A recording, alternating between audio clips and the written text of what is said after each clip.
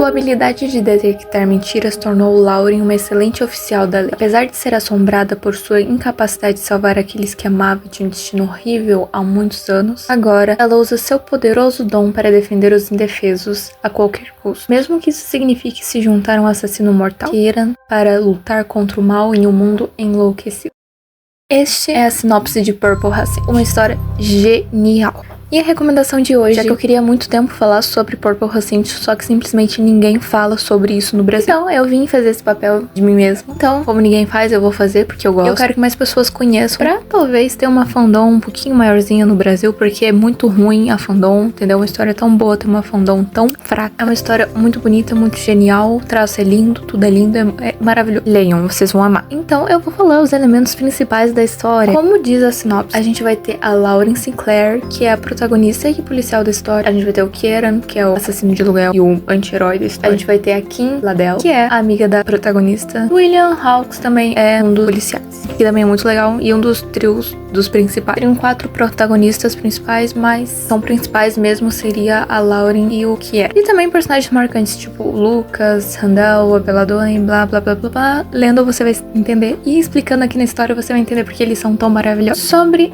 a trama. A gente vai ter um atentado que aconteceu há muito tempo naquela cidade, e isso afetou a vida de todo mundo que morava lá. Então a protagonista foi muito afetada, todo mundo foi muito afetado, até porque eles eram muito novos na época, né? Foi uma explosão em uma linha ferroviária que matou muitas pessoas. E o mistério que tem em volta disso é genial. São por questões políticas, ou questões pessoais, ou por máfia, por qualquer coisa. É uma história muito legal de você ver, porque você fica curioso pra saber o que tá acontecendo na história. O que pra mim é muito chocante, porque eu só leio romance, e romance ruim. Alguns bons, mas alguns ruins. E encontrar uma história que não seja de romance, que eu realmente gosto, é uma coisa muito difícil. Mas quando eu paro de ler romance, eu encontro histórias geniais, tipo Monster, A Menina do Outro Lado, Spy Family também. E essa história não é diferente. É um mistério muito legal de você ler e te ajuda a desenvolver, de certa forma, uma forma de narrativa. A Sopism, que faz o roteiro ou só desenha, eu não lembro, porque tem a Sopism e tem uma outra pessoa que faz também. Só que não aparece, e como elas são de outro país também, no Canadá, não tem nem como saber direito. A forma que elas desenvolvem a história é muito boa, porque vai passando e você vai ficando curioso pra saber o que tá acontecendo. Sem brincadeira, esse é mais um dos mangás que eu virei noites lendo. Ali na escola, ali fora da escola, ali em todo lugar que eu poderia ler. É simplesmente uma história muito boa, muito bem desenvolvida. E falar no traço, que é simplesmente espetacular. Ela faz os quadrinhos coloridos, né, como são feitos os manhwas coreanos e os manhwas chineses também, né, e alguns quadrinhos HQs dos Estados Unidos, por exemplo, são aqui do Ocidente. Eu não teria o menor saco de ficar pintando toda a página, gente, me desculpe, eu preciso dormir de noite, entendeu? E a forma que ela pinta é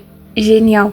É muito bonito os quadros, é muito legal de ler. Em relação ao universo da história, a gente descobre em algum momento, não fala diretamente, mas é inferido, que eles vivem numa monarquia. Então, não é nenhum regime democrático como a gente vive, né? A autora também não coloca datas, então ela pode pegar qualquer referência de qualquer ano da humanidade e simplesmente não vai ficar estranho. Ela pode colocar uma televisão, mesmo o mangá tendo uma estética de 1930, e não tem nenhum problema, porque cronologicamente a história não tem data. Em algum momento eu tinha lido que a autora preferia não colocar data, então você que lute pra saber, entendeu? E eu simplesmente adoro porque não tem celular. E pra mim, qualquer história que não tenha celular ou tecnologia, pra mim é bom, sabe? Eu não gosto muito de ler histórias que são muito tecnológicas. É um mangá que, apesar dele ser sério, ele tem muitas cenas que são engraçadas de você ler. Isso é muito legal, sabe? É uma história muito legal de você ler. A Kim é muito retardada, a Lauren é muito séria, Lucas é um psicopata, aquele cara não é normal, ele é estranho. E o Kieran é sádico, entendeu? E o William, ele é tipo branco, perfeito, rico, entendeu? Tipo, eu não sei, eu gosto muito dessa dinâmica, eu acho muito legal. Eu gosto muito de como a Belladonna é trabalhada, como essa personagem, eu não lembro o nome dela, a gente me perdoe, também é muito bem trabalhada. Gosto até mais do que a Belladonna, pra falar a verdade. Agora, eu vou dar cenas marcantes e spoilers. Eu vou dar só 2 momentos porque eu não quero ficar falando sobre, eu quero fazer um vídeo mais especificamente falando sobre isso. Eu acho que uma das coisas mais legais de você ver na história é quando volta, né, no background. Tá certo isso?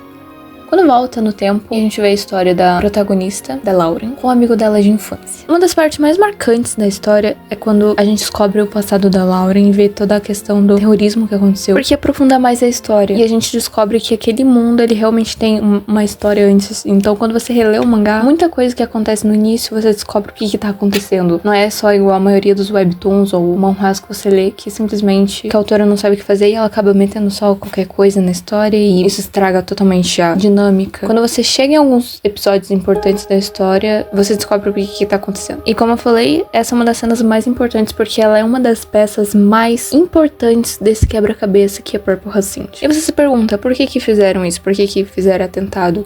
O que aconteceu na história pra acontecer o que aconteceu? E são coisas que você não tem como leitor e você não consegue imaginar. Por exemplo, tem muitas teorias na história que Dylan é a bela dona. E é uma teoria que faz muito sentido. A autora mesmo colocou na história que se ela fosse fazer, ela faria isso, ou ela acreditaria nessa teoria. Então, é uma teoria muito forte dentro da comunidade de quem lê. E também tem a teoria mais rasinha, mas que faz bastante sentido também, que seria o Kieran White. Mas não faz sentido porque geneticamente não faz sentido mesmo. Ao mesmo tempo que faz sentido, então a gente fica meio sem entender o que tá acontecendo. Mas é muito bom. E eu também, especificamente, eu achava muito... Ele poderia ser o Tim Sake, não sei como que fala. Enfim, pra mim também faz sentido e não faz. Mas pra mim, acho que a Lauren teria reconhecido. Então, são teorias, momentos importantes da história que simplesmente me fizeram sempre ter mais vontade de ler, porque eu quero saber o que aconteceu. Outro ponto importante da história é a Foice Fantasma, que é o principal enredo da história. A Foice Fantasma seria a organização criminosa, terrorista que fez tudo o que aconteceu na obra. E quando a gente descobre que um dos personagens importantes da história faz parte da Foice Fantasma, como um plot twist gigantesco, é simplesmente muito chocante. E a identidade de cada mensageiro é também muito curiosa. Você não sabe quem é, não sabe o que faz, não sabe por que o pessoal trabalha pra ele, não sabe o que levou a acontecer, o que aconteceu. É muito legal de ler, eu recomendo. Se você tiver interesse em ler esse webtoon, saiba que tem na Webtoon. É o nome do site, ok? E lá você vai encontrar ele de forma gratuita e legal. No caso, legal, tipo, que não é ilegal, entendeu? Não é pirata. Só que tem um pequeno problema, tem inglês. Então, se você não sabe inglês, boa sorte aí, beijinhos.